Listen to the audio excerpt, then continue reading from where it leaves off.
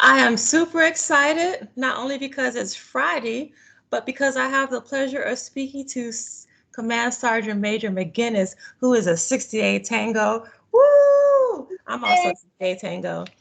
Sergeant Major, could you just give us a little bit of your background and why being a 68 Tango is so important to me? Sure. So I am Sergeant Major Chanda McGinnis. I'm from Dayton, Ohio. And I am a 68 Tango by trade, animal care specialist. And then, of course, you become a 68 Romeo, and then you become a 68 Zulu.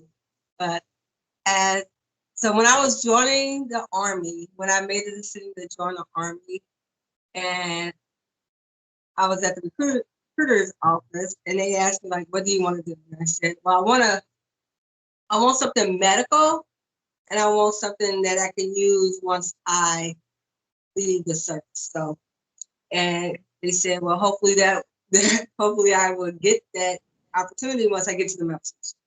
So I got to the MEP station, and the only two options they had were mechanic and petroleum specialist. And I remember thinking to myself, like, oh, okay, I'm not going to join.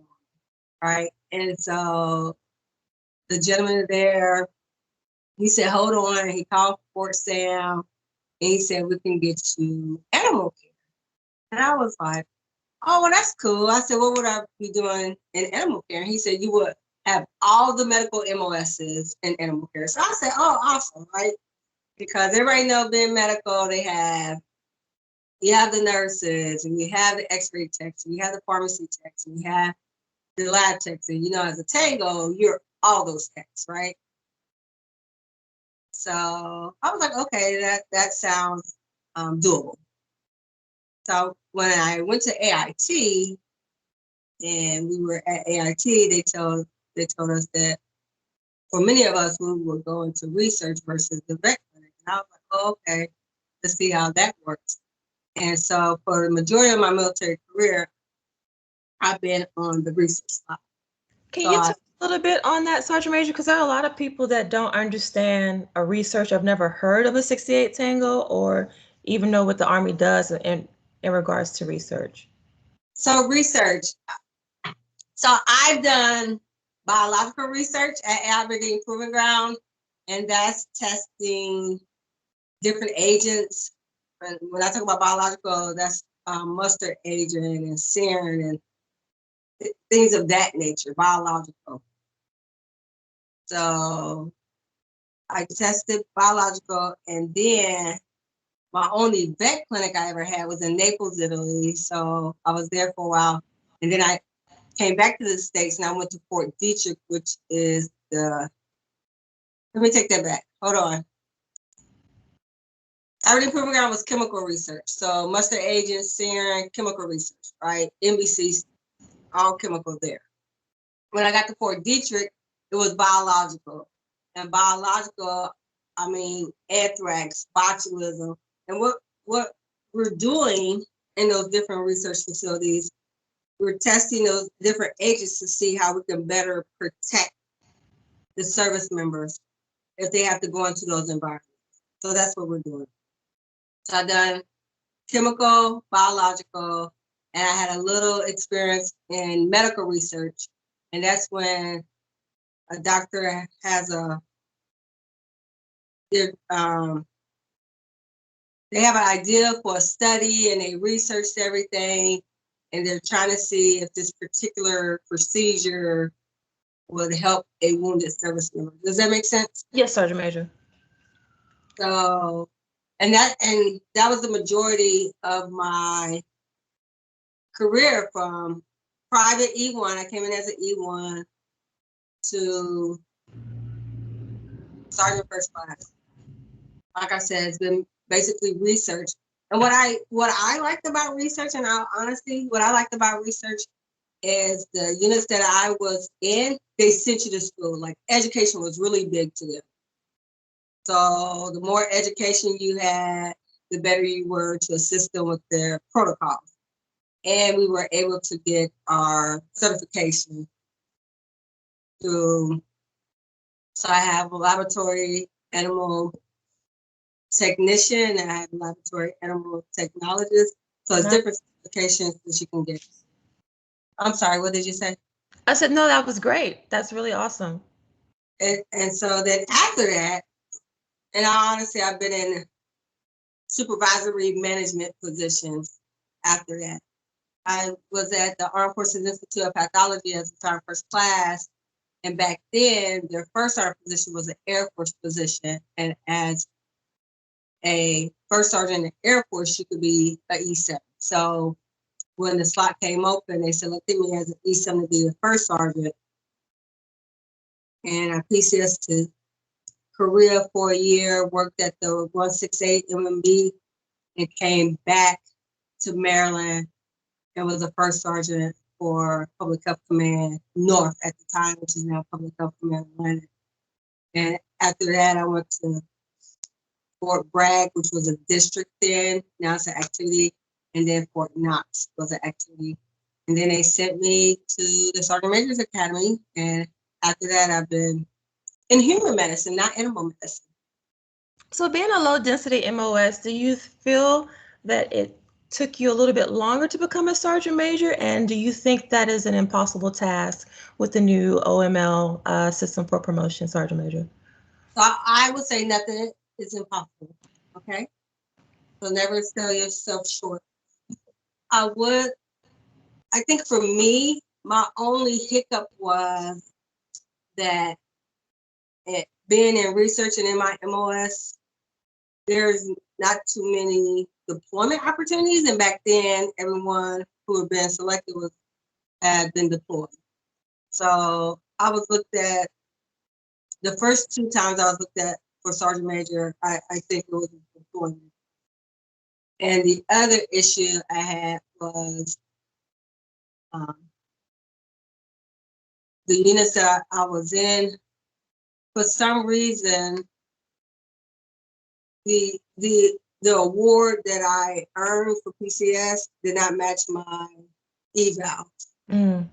And so it took me a while to get an MSM. I mean, let's be honest, my eval said I did great things, but my award really didn't say I did great things. So when you look at the ARs for sergeant major, it was at least 1 deployment and at least 1 MSM. And I knew I wasn't going to deploy because I haven't deployed yet. I never was asked to deploy, so I never denied deployment. But what I did was the units that I was stationed in, I ensured that what I was doing was helping the force. You know, I ensured that me working in chemical research gave me reassurance that if you wore DEET on your uniform, it would protect you, right? Me working in biological research gave me the trust that if we're going to give you this medication to take because of whatever illness or whatever happens to you, that this medication will work. So the jobs that the Army put me in, I did to the best of my ability. And I truly believe that we are an Army and we have multiple MOSs and multiple jobs and multiple levels, and working all together like a mosaic piece of art. That's what makes us the Army. So everybody's not going to do, you know, someone has to take care of the home front. Someone has to bring home those service members, our brothers and sisters that paid the ultimate sacrifice. Someone has to receive them on our end. And there's soldiers that they'll never deploy or be a war fighter, but we all know that we support the war. If that makes sense. Roger, it doesn't make sense, Sergeant Major. So people have told me over the course of my career to play the game. Can you, in your words, explain what playing the game means? Or is that even important to play the game? I've never heard that before. So I really couldn't give any insight on playing the game. I would tell you, as long as you look at your career map, and if you look at your career map like a game board, I guess, you could use that to dictate where you need to be. But as far as playing the game, I really couldn't give you any insight because the game to me might be different to you. So I'm not sure who said that to you. When I was in AIT, I forgot his Mark Rubio. Do you remember Mark Rubio? I think he retired as a Master Sergeant. It was who? Mark Rubio. I do not know them. They worked at the schoolhouse.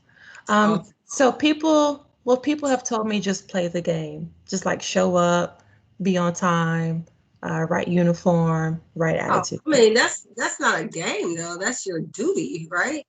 Roger that, Sergeant Major. That's what's expected of you. So it's not really a game. When I think of a game, I think of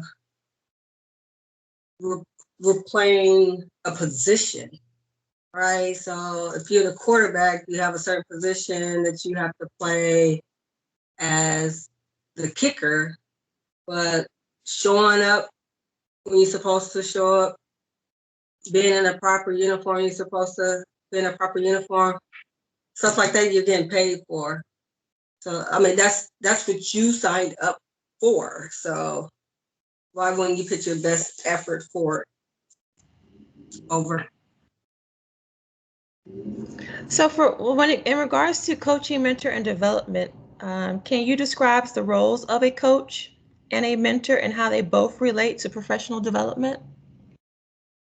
Sure. So in my own words, right, as a coach, the coach is there to motivate you, to inspire you to get whatever task you need to get done. That's coaching. On the range, I'm going to coach you. I'm going to make sure you're using the right breathing technique. Make sure you're using the right trigger squeeze. That's coaching. Mentorship to me is a little different because I believe that you have the right to choose your own mentor. You know, in my career, there's been a few people that say, I'm going to provide you with some mentorship, but their character was not really there. So I've always told people that you have the right to choose your mentor. I do believe in mentorship programs because there are some people out there that would never, I would say, they don't have the confidence to confront or talk to a senior person, to have that person to be a role model. So I do believe that mentorship programs are important. So for those people out there that are scared to talk to a sergeant major, that I can guide them in the right direction, right? And when I talk about mentorship, you want someone that's going to be honest. So I'm going to give you the good, the bad, and the ugly, right? I'm going to tell you what you're doing well, what you're not doing well. I'm going to tell you, like, hey, let's reel this in. But I'm going to be honest with you. So, yes, Sergeant Major. So whose responsibility would it be to initiate contact when it comes to mentorship or finding a mentor? So to me, I believe initially it's the supervisor, it's the leader.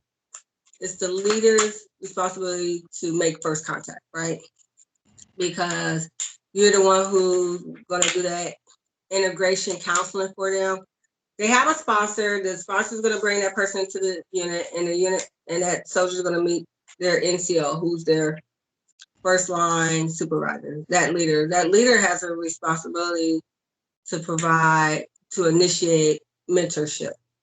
Now, on down the road, that soldier might find someone else that they also want them to be their mentor. So you can have multiple mentors. I have about 5 good mentors that I go to on a regular basis, depending on what the issue is. Some are in the Army, some are outside the Army, some have never been in the Army. And do you think that's important as you navigate your career to ensure that you have some type of support or someone that you can call to give you guidance on specific situations within your career? I do. I think it's very important. I think, you know, this is a team effort, right? So the Sergeant Major of the Army, he's teaching us this is my squad, right? And a squad is not just one person; it's a whole team, and working together as a team, moving forward, you can get to the objective easier than everyone going in different directions. So I think it is important to have a team, a good group of mentorship. I think when you form that group of mentorship, it's not just a mentor mentee. Sometimes the roles change, right? Sometimes the mentee has become the mentor just based on what happened or experience or just life. But it is important to have a team, and an honest team, right? You know, you don't, the biggest thing, the biggest issue I have in just being in a leadership role, right, is when a soldier does wrong, their battle buddy probably will be the first person to know that they are about to do something wrong. And I would rather for that battle buddy to tell that soldier, like, hey, no, that's not a good idea, right? Instead of it's coming up to me and now I gotta investigate it, and now your battle buddy doesn't want to be a snitch. So, because now your character is on the line and your battle buddy's character on the line. I think a true squad mentor friend battle buddy will tell you, like, look, this is not good business. You have a lot to lose out there. Life is important. Your career is important. I need you to tighten up your bootstring and march this line right here. So when that soldier doesn't have that mentorship, and then when they come into your office for disciplinary action, what does that conversation look like? And what guidance or advice do you give that soldier that you see may be a good soldier, but just heading down the wrong path or making bad choices? So you coming in really low, but I think I got the gist of your question. So I would tell you, when a soldier comes into my office after they have done something wrong, right? I don't just go in like, oh, you're getting punished, I'm going to recommend the worst for you, right? We're going to talk about it. We're going to talk about what led you to that action, right? What led you to do something wrong? Why did you feel or think you couldn't go to your first line leaders? Why didn't you go to your NCO? Why didn't you use your NCO support channel? Why didn't you use your chain of command? Like, where did that link? Where is that link missing? And don't get me wrong, there are some actions that you earn a certain punishment. So I'm not giving you anything. You are getting what you earn based on the punishment.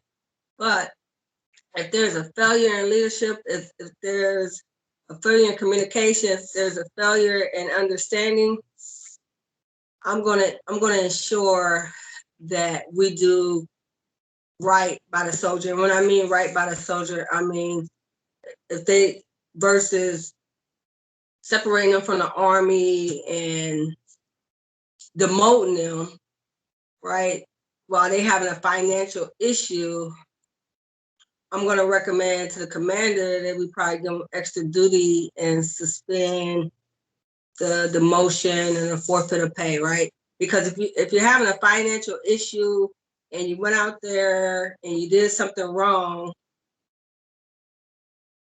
and you couldn't trust your leader to tell them that you were struggling, it's not my desire to make you struggle more. Does that make sense? Yes, Sergeant Major, does. So we're gonna look at the system. We're gonna see where the system is broken at. We're gonna see how did you get in this predicament and what we're gonna do to help you in this predicament. And if we can't help you, then we're gonna look at that course of action also. So what would you say would be some of the most common pitfalls or common failure points that soldiers make when they have to come into your office or have a conversation with you? So I think for me, when I was a young soldier, you know, I never, have I ever saw my CSM as a young soldier? Like the only time you saw the CSM is when you were really in trouble, right? It's like going to the principal's office at school. And most of the time, the people who went there, they got cussed out, told they were no good. It was just a bad overall event, experience. So when a soldier comes to my office, and I realize the majority of the time that soldier's coming into my office, it's probably one of the lowest points in their lives. Mm. I'm not trying to make that hole deeper. What I am trying to do is get an understanding of what we could do better.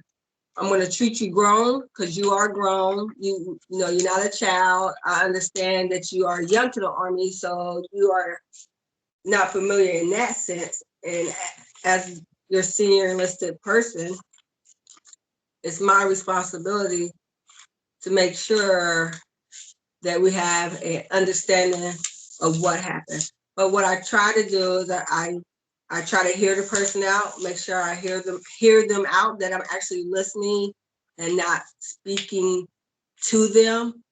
And I want to make sure that they know that they can ask for help, because just trying to get out at these corrosions in the Army right now. And when we talk about corrosions, you know, we're talking about the sharp incidents and extremism when it comes to racism and suicide. And so you have to have empathy when people are coming to you. When someone did something wrong, they know they did something wrong. I mean, if they know they did it wrong. So it's my job or our job to figure out why they did it and what can we do to help them to get on the right track if possible. Did that answer your question? Because I said it came in a little broken. No, Sergeant Major, it did. But if you could just give a couple examples of the most common problems or the most common pitfalls that we as soldiers make throughout our careers. I think based on different places was the pitfalls. So I'm happy to say that I haven't had too many issues here. Yay. So, but most of the issues usually it's financial. You know, Maryland is not a cheap place to live, and soldiers come in and they want to buy a house or buy a car, and all of a sudden they can't support themselves financially. And next thing you know, I get a landlord calling, talking about the soldier left and they didn't give a notice, and hey, they have a bill, or the soldier purchased something or was going to purchase something, especially online when it comes to like Craigslist and stuff like that, and they got the item, but they didn't pay the person, and all of a sudden they get my phone number and they call me. So I have to talk to that soldier like, why didn't you pay that person? Why did you purchase that certain item? Why are you living above your means? That's, to me, that was the biggest one. As when I was a first sergeant, the biggest issue was child support. Like I would say I probably got 4 or 5 IG complaints on a soldier because they weren't paying proper child support. So, and that was my biggest issue as a first sergeant. But as Sergeant Major, I haven't had too many issues. So thank you.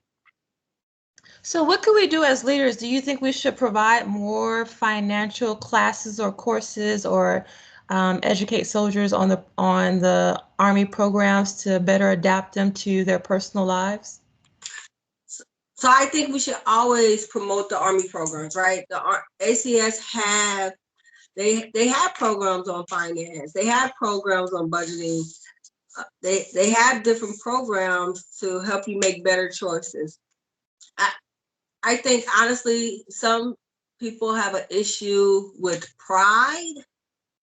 They just, they get into this financial hold and they don't want to tell anyone, and then they're too proudful to come out and say, I need help. But I would tell you, when you do these LDPs, that you need to have ACS and AER and all those different agencies that are here to help soldiers. You need to have them a part of your developmental plan, especially for the junior enlisted, so they could get a better understanding of what help is out there for them.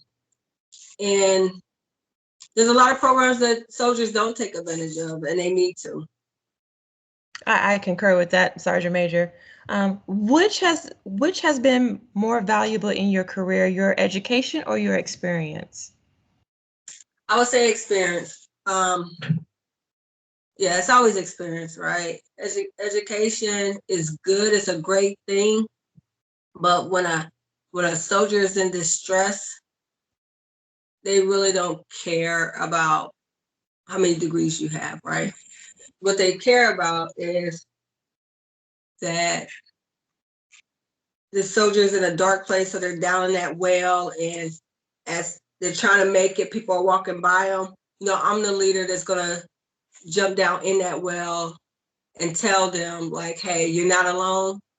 I've been in this well before, and I'm gonna help you get out. So education has nothing to do with it when a person is struggling. It's all about experience. Was there a career setback that you faced, which you later realized was an advantage? If yes, how did you navigate it, and what was the outcome? So career setback. Not really a career setback. There's been times where I've had competing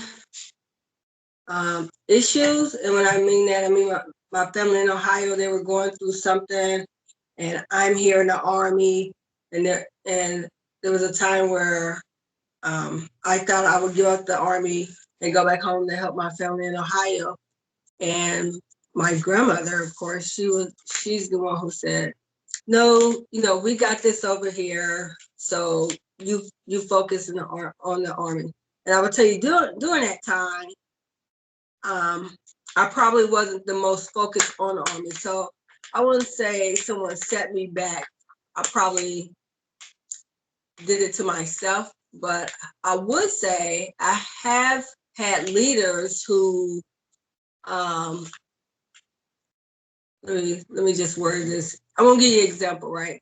So I grew up during a time where if you were a hard worker, you stayed there and you did hard work. But if you were substandard and kind of lazy, I'm gonna say, the supervisor would send you off to some 2-week whatever to get rid of you for 2 weeks, because they didn't want to see that substandard soldier. But you're the good soldier and you're working hard, while the substandard soldier is probably on a tasker for EF&B, and next thing you know, they get a AAM for helping out with EF&B, but you were here working, instead of, why couldn't I work on that tasker? Why couldn't I go to EF&B? Why couldn't I do this or that? Does that make sense? Roger that, Sergeant Major.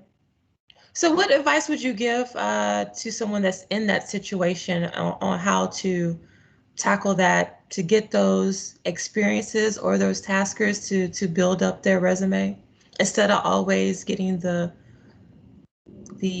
jobs that no one likes because they're a hard worker and they know they're reliable and dependable? So I would think it's up to the first line leaders. I need the first line leaders. What I need the first line leaders to do is when they get their soldiers in, they should look at their SRB, right? They look at their SRB, and this is just me, every year, if that soldier is in good standings, they need to fight for that soldier to have something on their SRB. Mm-hmm. If that's, and I, like in my situation right now, code is making it hard for that, right? Due to COVID, I can't send soldiers to all these awesome training courses that I would have been able to a year and a half ago. So I got it that COVID is making it hard, but by no means should a soldier be at an organization, a good soldier be at an organization for 3 years and have nothing on their ERB. You are destroying their chance to be promoted, because you go to the promotion board, they're going to look and see what kind of training you have and how often you've gone to training. And to them, it's going to appear like you're not trainable, right? Versus someone that has something on their ERB every year.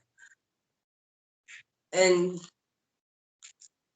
that's the responsibility of, to me, the first sergeant. The responsibility of the first sergeant is to get those soldiers in that are good soldiers that don't have anything on their ERB, but they need something. They need to send them the courses and making sure they go to school and maxing out on different things. Did that answer your question? Because that really came in broken.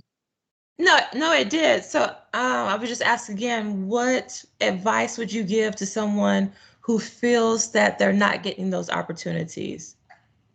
Like if they came to you and said that they're frustrated and they're just ready to give up. So the advice that I would give is to pull their career map, pull their SRB, and sit down with their first line leaders and explain to them, or have their first line leaders explain to them how they're going to get promoted in the situation that they're in right now. I think like how I'm going to get promotion points for residential courses if I can't go to residential courses. You know, how I'm going to get promotion points for certifications if I don't have time to work on my certifications. There's certain things that you have to do to get promoted, and as a leader, I think people have a false view on leadership. When it comes to leadership, the subordinates aren't there to help the leader. It's the leader's responsibility to help the subordinates.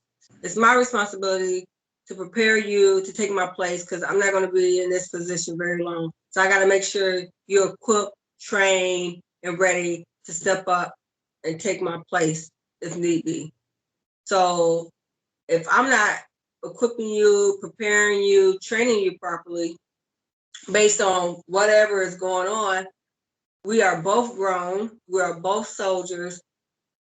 Nothing is stopping the subordinate from talking to their first line leader and getting a counseling statement. Like, you know what, I want it in writing. Like, I want it in writing why I can't go to training. I want it in writing why I can't go to aerosol. I want it in writing why I can't go to EFB. Because, I mean, we're big about documentation. We're good at counseling soldiers when they're not holding the standard. We're good at performing monthly counseling sometimes, but when it comes to career progression counseling, we need to get better. It's not just, oh, I'm going to send you to the promotion board, or no, you're not ready for the promotion board. This is what you need to do. And if I can't send you to these classes, these are the reasons why. And you want that in writing also.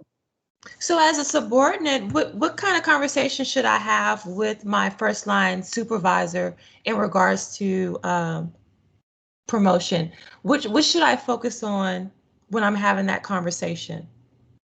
When it comes to promotion? Or just trying to professionally develop myself within the organization?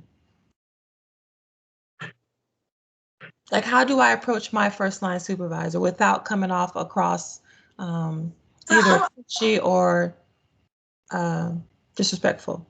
So, I would hope that every soldier has a good relationship with their first line supervisor, and they can have this open communication, and communication is both ways. So to come out non-threatening, I guess I would say, is you should at least be getting your, as junior enlisted, you should at least be getting your monthly counseling, and as an NCO, you should at least be getting your quarterly counseling, correct? Roger that, Sergeant Major. You should. So yeah, you should be. Look, as a subordinate, you can go to your first line and say, you know, I need to be counseled. I haven't been counseled, blah, blah, blah. You know that, right? Roger that. I mean, communication goes both ways. So during those counseling sessions, which they should be planned, and they should have some kind of structure to them. Y'all should be able to talk about career progression. As junior enlisted, like I said, junior enlisted, I would put an SRB and career map. For my E4, my specialist promotables, and my staff sergeants, you know, I would add my promotion point worksheet to that and let them know, like, these are the areas that I'm missing points in. As far as senior NCOs, you know, you should be performing your LPDs, and your LPDs, not only are you talking to your first line supervisor, but someone 2 grades higher should be mentoring you on different attributes and things of that nature. How do you create motivation for yourself and your team? How do you get motivated every morning to put on the uniform and do what you do, Sergeant Major? Being a 68 Tango? You know, to me, it's a commitment. It's a commitment that I made. It's the oath that I took, right? When I joined the Army, it's the creed that I live by. Like, and that's what motivates me. I mean, if I didn't like this job, I wouldn't do this job. If I thought I couldn't, I just think if I couldn't give it 100%, then it's not worth it anymore. And that's what motivates me. What motivates me is I have a great group of soldiers. I have a great group of motivated first sergeants that want to do a lot of things.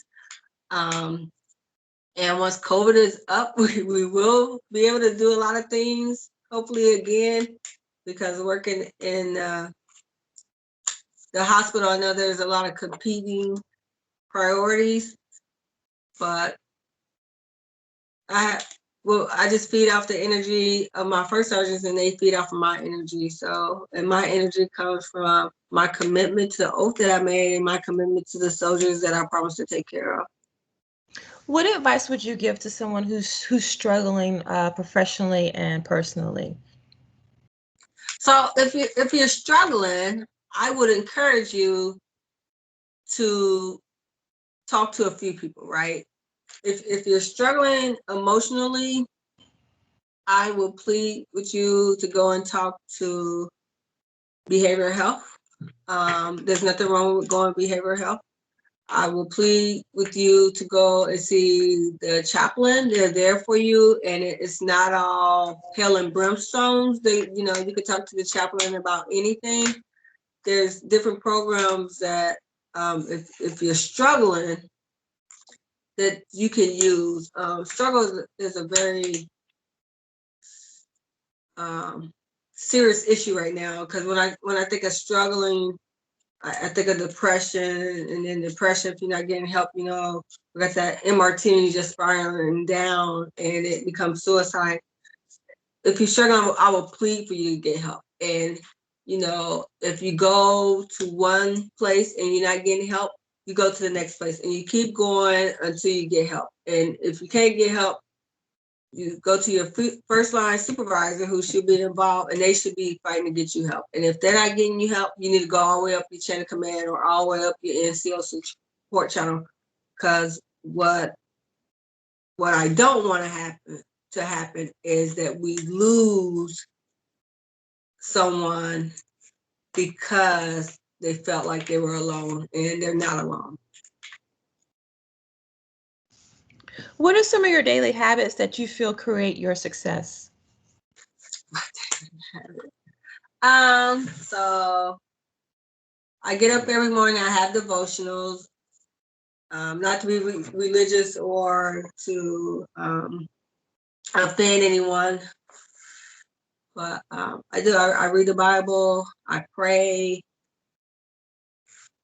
I try to look at it, the schedule, and see what's going on. When I get to work, I have my little routine. Whenever I get to work, before I go and do my PRT, and then I come back. Before I go up to my office, I go and visit all the individuals that are working in the different companies in the orderly room. So now they're used to me saying good morning to them every day and see how they're doing. I talk to them to see if there's any issues. I speak with the first sergeant to see if there's any issues that we need to talk about or anything. I let them know that I'm always open to them. And then I go to my office, look at my schedule, start my day. But between each meeting, I make sure I get out the office, and at least weekly, the commander and I, we go to a different section of the hospital just to visit the people there. And I say people because it's not just soldiers there, there's civilians there, there's sailors there. So we go and visit the whole section. And then at night, in the evening, I come home, I reflect on what happened throughout the day, what I could do better. I do my nightly devotionals, and I go to sleep and get ready for the next day. Would you do anything differently from a professional standpoint if you could go back in time? If I do anything differently. Since I've been in this service, I had an airman who took his life by suicide once I left the organization. And if I could go back to that organization, this is before MRT and before we really focused on suicide. But if I could go back to that organization, I would really, with what I know now, I would have really loved to have incorporate MRT into that organization. That would probably be the only change I could think of. Yeah. What challenges do you see NCOs facing in the future? So, facing in the future, each generation is different, right? Each generation is different. We're in a generation now where technology is like at the touch of your finger. So the challenge with NCOs is they really have to be on their P's and Q's. Like they really have to walk the talk. The audio really have to match their video, because they have the opportunity that if they slip up, that can go on the internet in a second and you are done.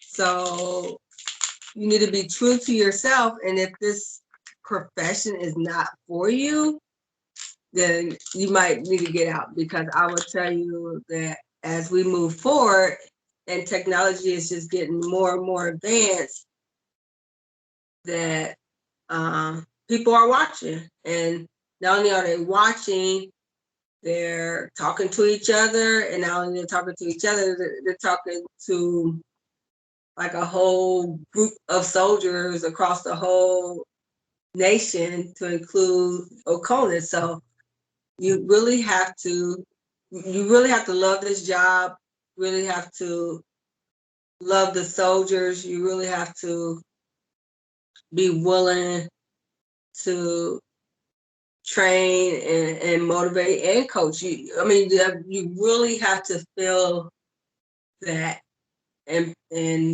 if you honestly feel that, you will display that, and it won't be a challenge for you. But if you walk in a thin line and your morals aren't there, and you're ethically wishy-washy, it's going to be a challenge for you, because the Army is really beginning to take a long lens and look at the NCO Corps and the soldiers, and if you don't meet the standards, you're gonna have to get out. What has been the best career decision that you've made? The best career decision. Well, so I came into the Army right after high school. So we just join the Army. What would you say would be one of your biggest accomplishments? What's my biggest accomplishment? So I think my biggest accomplishment is when I get an email from a soldier from our previous unit, and they thank me for something that I said or did or displayed. I mean, that's my biggest accomplishment. Okay, well, that wraps up my Q&A with you, Sergeant Major. This has been a real good pleasure, and it is important for me to see someone who looks like me and also has the same MOS. Before we get off, can you just explain a little bit about how low density MOSs have a more challenging time with career progression versus bigger MOSs? Because I don't think a lot of people understand that concept.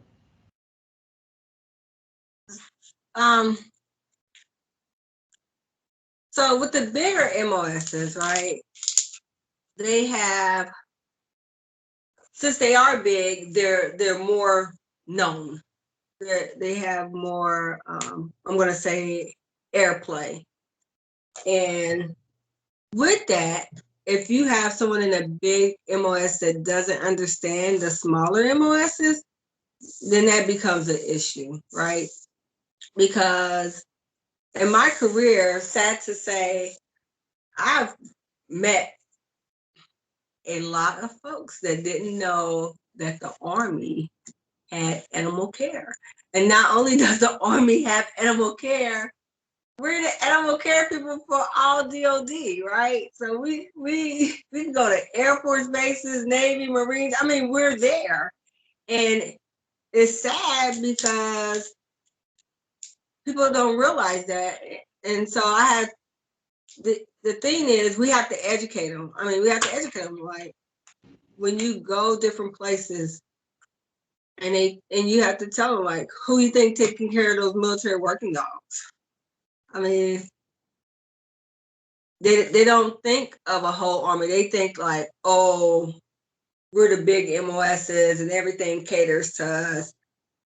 And it's a real challenge. I would tell you, I think the good thing now is the way that MedCom is structured, that since each region has a public health command, I think we have a voice now. I think that those region sergeant majors, as they speak with their public health activity sergeant majors, they have a better understanding, because let's be honest, without us, it could possibly be a bad day. Does it make sense? Yes, it does, Sergeant Major. It does.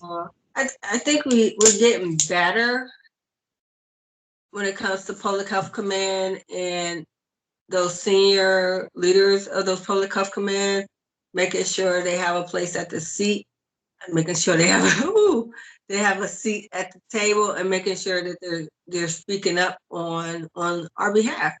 Because it's not just us, right? I think of the hospitals. I think of the X-ray techs and the pharmacy techs and all the folks that if they're not in direct patient care, then sometimes they get left behind also. And so I think it's a real disservice to the small MOSs because they're fighting just as hard, they care just as much as those infantrymen and medics to make sure that our brothers and sisters are okay out there and that they get the best health care that's out there. And we just have to make sure we make our voice known in a positive way. Well, Sergeant Major, it's been a real pleasure having this conversation. I would really want to thank you for your time out of your busy schedule for having this conversation with me and shedding some light on some issues that we have within our career. I truly do appreciate it. You're welcome. Okay. Stop.